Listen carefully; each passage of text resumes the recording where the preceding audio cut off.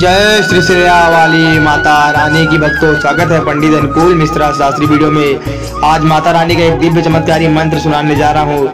जो भी भक्त माता का सच्चा भक्त है वह वीडियो को पूरा लास्ट तक देखना, क्योंकि आज जो मैं आपको मंत्र बताने जा रहा हूँ यह अनोखा चमत्कारी मंत्र अगर आप जपते हैं तो पूरे नवरात्रि भर अगर आप इस मंत्र का श्रवण कर लेते हैं, उसके बाद आपके घर में सुख शांति स्मृति और धन की आकृति हमेशा के लिए बने रहेगी और इतना पैसा आएगा कि आपने कभी सोचा भी नहीं होगा। भक्तों, यह चमत्कारी मंत्र आपके घर में एक बार ही चला देना, उसके बाद आप देखना चमत्कार होना शुरू हो जाएगा। माता लक्ष्मी आपके घर में वास करने लगेगी और माँ दुर्गा आपके घर में कन्या के रूप में भोजन करने आएंगी और आपके घर को भर कर चली जाएंगी। इतना पैसा आता है। यह चमत्कारी मंत्र का श्रवण कर लेना भक्तों। नवरात्रि में स्पेशल और बहुत वायरल मंत्र है। आइए मंत्र का श्रवण करते हैं। ओम ह्रीं श्रीं काली कल्याणम पार्वती पत्या दिजारे नमः। ओम ह्रीं श्रीं काली कल्याणाम पार्वती पत्या दिजारे नमः। ओम ह्रीं श्रीं काली कल्याणाम पार्वती पत्या दिजारे नमः।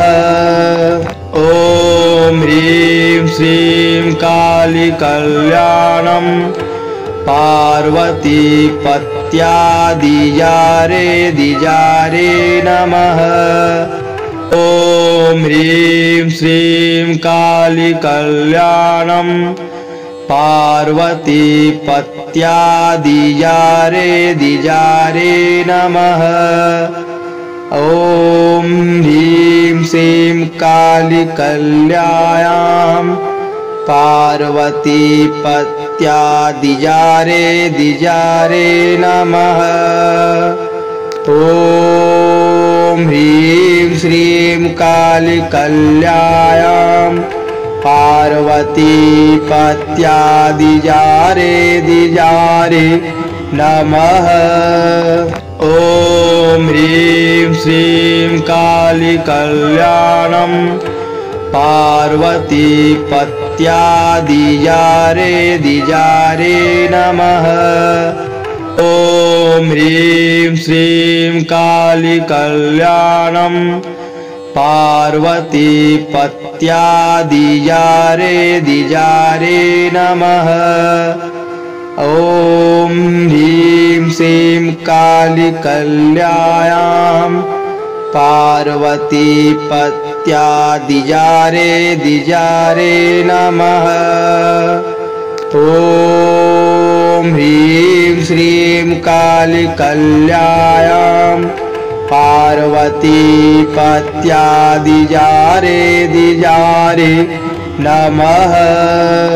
ओम ह्रीं श्रीं काली कल्याणम पार्वती पत्या दिजारे नमः। ओम ह्रीं श्रीं काली कल्याणम पार्वती पत्या दिजारे नमः। ओम ह्रीं श्रीं काली कल्याणम पार्वती पत्या दिजारे नमः। ओम ह्रीं श्रीं काली कल्याणम पार्वती पत्या दिजारे नमः।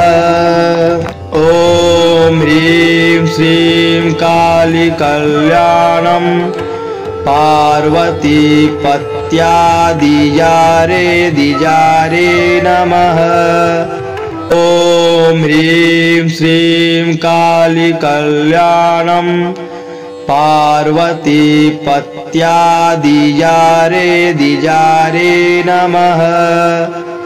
ओम ह्रीं श्रीं काली कल्याणम पार्वती पत्या दिजारे नमः। ॐ ह्रीं श्रीं काली कल्यायां पार्वती पत्यादिजारे दिजारे नमः। ॐ ह्रीं श्रीं काली कल्याणं पार्वती पत्यादिजारे दिजारे नमः। ॐ ह्रीं श्रीं काली कल्याणं पार्वती पत्यादिजारे दिजारे नमः। ॐ ह्रीं श्रीं काली कल्यायां पार्वती पत्यादिजारे दिजारे नमः। ॐ ह्रीं श्रीं काली कल्यायां पार्वती पत्यादिजारे दिजारे नमः। ॐ ह्रीं श्रीं काली कल्याणं पार्वती पत्यादिजारे दिजारे नमः। ॐ ह्रीं श्रीं काली कल्याणं पार्वती पत्यादिजारे दिजारे नमः।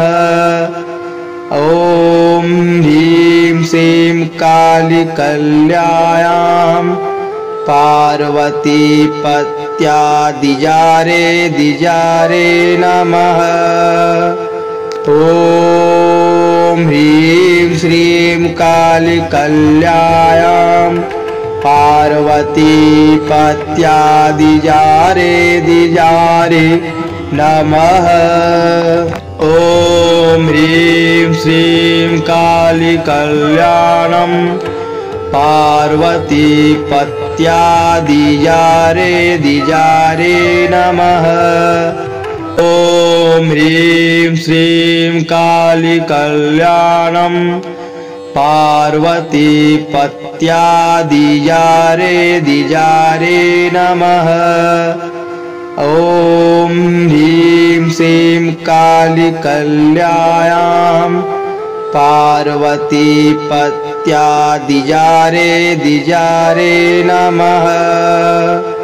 ॐ ह्रीं श्रीं काली कल्यायां पार्वती पत्यादिजारे दिजारे नमः। ॐ ह्रीं श्रीं काली कल्याणं पार्वती पत्यादिजारे दिजारे नमः। ॐ ह्रीं श्रीं काली कल्याणं पार्वती पत्यादिजारे दिजारे नमः। ॐ ह्रीं श्रीं काली कल्यायां पार्वती पत्यादिजारे दिजारे नमः। ॐ ह्रीं श्रीं काली कल्यायां पार्वती पत्यादिजारे दिजारे नमः। ॐ ह्रीं श्रीं काली कल्याणं पार्वती पत्यादिजारे दिजारे नमः।